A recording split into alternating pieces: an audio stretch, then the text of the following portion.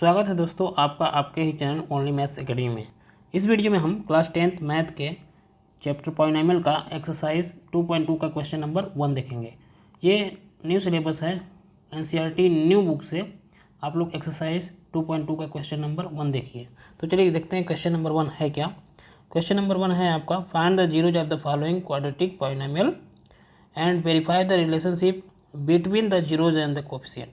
हमको पहले क्या करना है, हमको जीरोज फाइंड करना है और उसके बाद रिलेशनशिप वेरीफाई करना है। किसके बीच? जीरोज और कोएफिशिएंट के बीच क्या रिलेशनशिप होता है उसको हमको वेरीफाई करना है। तो चलिए पहले हम लोग यहाँ पे एक गिवन है हमको क्वाड्रेटिक पॉलिनोमियल, तो हम लोग इसका जीरो फाइंड करेंगे। सबसे पहले क्वाड्रेटिक पॉलिनोमियल को सॉल्व करने के लिए उसका जीरो फाइंड करने से पहले सबसे पहले हम देखते हैं कि जो भी क्वाड्रेटिक पॉलिनोमियल आपको गिवन है क्या वो स्टैंडर्ड फॉर्म में है। और स्टैंडर्ड फॉर्म होता है क्वाड्रेटिक पॉलिनोमियल का आपका ax² plus bx plus c। ये जो है क्वाड्रेटिक पॉलिनोमियल का स्टैंडर्ड फॉर्म होता है। तो चेक करते हैं, देखिए यहाँ पे ax² वाला पहले लिखा गया है, फिर उसके बाद x वाला लिखा गया है, फिर उसके बाद कांस्टेंट लिखा गया है। इसका मतलब यहाँ पे जो क्वाड्रेटिक पॉलिनोमियल गिवन है ये वाला, ये स्टैंडर्ड फॉर्म में है। इतना चेक करने के बाद हम लोग क्या करते हैं, हम लोग इक्वल टू जीरो लिख देते हैं। हम लोग क्या करेंगे, इक्वल टू जीरो लिख दिए। क्लियर। अब हम लोग इसको, इस वाले क्वाड्रेटिक पॉलिनोमियल को क्वाड्रेटिक पॉलिनोमियल के स्टैंडर्ड फॉर्म से कंपेयर करेंगे। यहाँ पे देखिए जो a दिख रहा है आपको, ये जो होता है वो x² का कोफिशिएंट होता है, और यहाँ पे जो b है वो x का कोफिशिएंट होता है, और जो c होता है वो कांस्टेंट होता है। क्लियर। तो कंपेयर करते हैं हम लोग। क्या करते हैं, सबसे पहले a और c की वैल्यू निकाल लेते हैं। यहाँ पर अगर देखेंगे ध्यान से तो यहाँ पे 1 है, यानी a की वैल्यू कितनी हो गई, 1। और c देखिए यहाँ पे c कांस्टेंट, c की वैल्यू है 8, c की वैल्यू है -8। हम लोग हमेशा कोफिशिएंट जब भी लिखेंगे तो विद साइन लिखेंगे। क्लियर। तो यहाँ पे चाहें तो हम लोग कंपेयर करके लिख भी सकते हैं। यहाँ पे a इज इक्वल टू हो गया आपका 1, b इज इक्वल टू आपका आ गया -2, और c की वैल्यू जो है वो आपकी है -8। इतना करने के बाद हम लोग क्या करेंगे, a और c का मल्टीप्लाई करेंगे। a और c, a है 1 और c है आपका 8, तो 1 और 8 का अगर मल्टीप्लाई करते हैं, साइन इसमें मैटर नहीं करेगा। 1 और 8 का मल्टीप्लाई किया तो हमको क्या मिल गया, 8। अब 8 मिलेगा तो इसका हम लोग क्या करेंगे, फैक्टर निकाल लेंगे। यहाँ पे देखिए फैक्टर निकालते हैं। ये हो जाएगा 2 4 जाए 8, फिर उसके बाद 2 2 जा 4, फिर 2 1 जा 2। इसका जो फैक्टर आया वो आया 2 × 2 × 2। क्लियर। अब हम क्या करें, मिडिल टर्म स्प्लिटिंग मेथड का यूज़ करेंगे और इस क्वाड्रेटिक पॉलिनोमियल का हम लोग जीरो फाइंड करेंगे। तो यहाँ पे देखिए हमको मिला है फैक्टर में 2 × 2 × 2। अब इसी को हम लोग मल्टीप्लाई करके क्या करेंगे, दो नंबर ऐसा बनाएंगे जिसको ऐड करने पे या फिर सब्ट्रैक्ट करने पे हमको मिडिल टर्म मिल जाए। हमारा मिडिल टर्म क्या है, 2। तो क्लियर है। तो देखिए हम लोग क्या करते हैं, पहले इन दोनों हम लोग 2 का आकर मल्टीप्लाई करते हैं। 2 2 जा क्या हुआ, 4, तो यहाँ लिख देंगे 4। और क्या बचा था, यहाँ पे 2 बचा था, तो हमारा 2 नंबर हमको मिल गया। एक नंबर मिल गया 4 और एक नंबर मिल गया 2। तो देखिए अगर हम लोग 4 में से 2 को माइनस करें, अगर 4 में से 2 को क्या करें, माइनस करें, तो हमको 2 मिल जाएगा आराम से। क्लियर। ये पता चल गया कि ये वाला हमारा काम बन गया इससे, इन दोनों नंबर से। क्लियर। तो अब देखिए यहाँ पे मिडिल टर्म का साइन क्या है, माइनस है, इसलिए हम लोग क्या करेंगे कि यहाँ पे जो इसमें ग्रेटर नंबर है उसका भी साइन हम लोग क्या कर देंगे, माइनस लगा देंगे। ठीक। अब ये देखिए इन दोनों को क्या करने पे हमको मिडिल टर्म मिल रहा था, यानी 2 मिल रहा था, माइनस करने पे। तो हम लोग दो नंबर को माइनस कब करते हैं, जब एक का साइन प्लस हो और एक का साइन क्या हो, माइनस हो। क्लियर। तो हमको ये पता चल गया है कि ग्रेटर नंबर का साइन हमने किससे डिसाइड किया, मिडिल टर्म से। मिडिल टर्म का यहाँ पे जो साइन था वो था माइनस, ठीक है, वो था माइनस, तो हमने ग्रेटर नंबर का भी साइन क्या कर दिया, माइनस कर दिया। अब यहाँ पे 2 का साइन होना चाहिए प्लस, क्योंकि इसको सब्ट्रैक्ट करने पे ही 2 आ रहा था। क्लियर। अब यहाँ मिडिल टर्म के साथ x है, तो अब भी यहाँ पे x लिख दीजिए। इतना करने के बाद हम लोग क्या करेंगे, नेक्स्ट स्टेप में ये जो यहाँ पे किया गया है ये सब रफ वर्क है, ये सब क्या है, ये सब रफ वर्क है। इतना करने के बाद हम अगले नेक्स्ट स्टेप में इसको यहाँ पे -2x को भूल जाएंगे, 2x को मिडिल टर्म को भूल जाएंगे विद साइन। अब क्या लिखेंगे हम लोग x²। अब इसको लिखेंगे यहाँ से, चाहे आप चाहें तो -4x को पहले लिखिए या फिर +2x को, आपकी मर्जी, दोनों सही है, आप कुछ भी लिख सकते हैं। हम लोग यहाँ लिख लेते हैं -4x, फिर क्या था +2x, और यहाँ पे था आपका -8, तो हमने लिख लिया -8 = 0। अब इसको हम लोग क्या करेंगे, इतना करने के बाद हम लोग इन दोनों में कॉमन देखेंगे और इन दोनों में कॉमन देखेंगे। क्लियर। तो चलिए कॉमन देखते हैं। देखिए इन दोनों में अगर ध्यान से देखें तो कॉमन क्या मिल रहा है, एक्स मिल रहा है, तो एक्स हम कॉमन लिए। जैसे ही कॉमन लेंगे यहाँ ब्रैकेट लगाए और यहाँ बचा आपका x -4।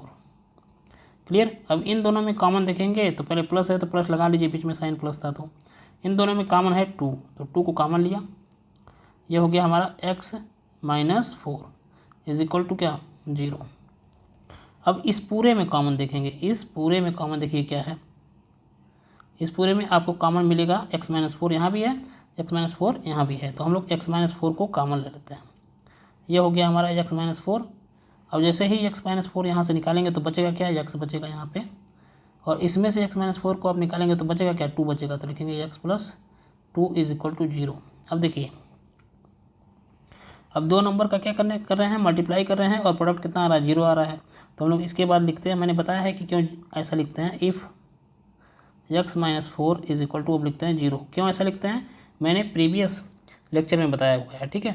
Middle term splitting method से एक मेरा लेक्चर है, आप उसको देख लेंगे तो आप समझ जाएंगे कि x माइनस, अब यहाँ पे उसको नहीं बताएंगे, नहीं तो वीडियो बहुत ही लंबी हो जाएगी। तो इतना लिखने के बाद हम लोग 4 को ट्रांसफ़र किए -4 को, तो ये आ गया 4, तो पहला 0 हमारा आ गया 4। इसी तरह से हम लिखते हैं फिर उसके बाद इफ़ क्या था हमारे पास, x + 2, if x + 2 is equal to कितना, 0। तो x की वैल्यू यहाँ से अगर फाइंड करते हैं तो हमारी x की वैल्यू आ जाएगी -2।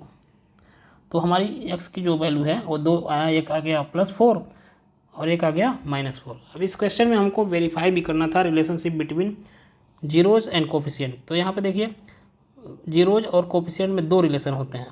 कौन कौन से होते हैं, पहला जो है आपका वो होता है alpha + beta is equal to -b/a।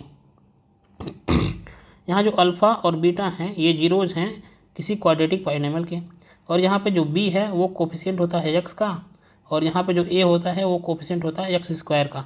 देखिए हमारे पास जो क्वाड्रेटिक पॉलिनोमियल था वो था x² -2x -8। क्लियर।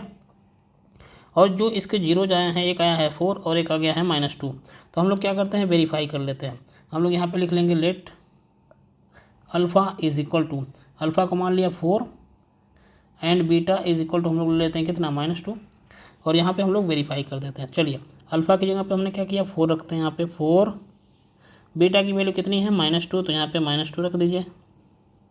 फिर लिखेंगे माइनस, अब b की वैल्यू कितनी है, यहाँ पे ध्यान से देखिए, b क्या होता है, x का कोफिशिएंट, b की वैल्यू है -2, तो यहाँ लिखेंगे -2 अपान a की वैल्यू कितनी है, 1 थी, तो यहाँ पे लिख देंगे 1। इसको सॉल्व करते हैं, देखिए ये हो जाएगा हमारा 4 - 2, यहाँ पे ये माइनस माइनस मिलेंगे तो प्लस हो जाएंगे, ये हो जाएगा +2, और जब हम 4 में से 2 को माइनस करेंगे तो ये भी कितना हो जाएगा 2। तो यहाँ पे देखिए दोनों साइड क्या आ गया, इक्वल आ गया, left hand side is equal to right hand side आ गया। यहाँ पे हेंस वेरीफाइड लिख सकते हैं, यहाँ पे आप लिख सकते हैं वेरीफाइड। अभी एक ही रिलेशन था, एक और रिलेशन होता है, ठीक है, वो होता है alpha beta is equal to क्या, c/a। देखिए हमने अल्फ़ा लेट किया है 4 को और बीटा लेट किया है किसको, -2 को। c हमारा क्या था, हमारे पास जो यहाँ पे देखिए क्वाड्रेटिक पॉलिनोमियल यही था, c की वैल्यू है -8, ठीक है, और a की वैल्यू 1 थी, तो यहाँ लिख लेते हैं हमारे पास जो c की वैल्यू है वो है -8 और a की वैल्यू है 1। तो वेरीफाई करते हैं इसको, यहाँ पे अल्फ़ा की जगह पे हम रखेंगे 4, यहाँ रख दिया 4 × बीटा को क्या लेट किया गया था, -2, तो यहाँ लिखेंगे -2 इज इक्वल टू, c की वैल्यू क्या है, यहाँ पे देखिए -8, तो यहाँ लिखेंगे -8 अपान 1, a की वैल्यू थी 1। अब करते हैं मल्टीप्लाई, 4 × -2 हो जाएगा, ये हो जाएगा आपका -8, और राइट हैंड साइड में भी क्या आ गया, -8, दोनों देखिए आपस में इक्वल आ गए, तो यहाँ पे हम लोग लिख देंगे वेरीफाइड। तो ये क्वेश्चन हमारा हो गया। अब इस वीडियो में हम लोग सेकंड क्वेश्चन नहीं देखेंगे, क्योंकि सेकंड क्वेश्चन हम अगले वीडियो में देखेंगे, क्योंकि 9 मिनट का वैसे भी वीडियो हो चुका है, बहुत लंबा वीडियो हो जाएगा। अगर आपको वीडियो अच्छी लगी हो तो प्लीज़ चैनल को सब्सक्राइब करिए, लाइक करिए और कमेंट करिए, और जिस भी टॉपिक पे आप लोगों को वीडियो चाहिए, 1 शॉट चाहिए, जो MCQs चाहिए, आप कमेंट करिए, मैं ज़रूर कोशिश करूँगा उसकी वीडियो बनाने की। ठीक है, तो थैंक यू, धन्यवाद।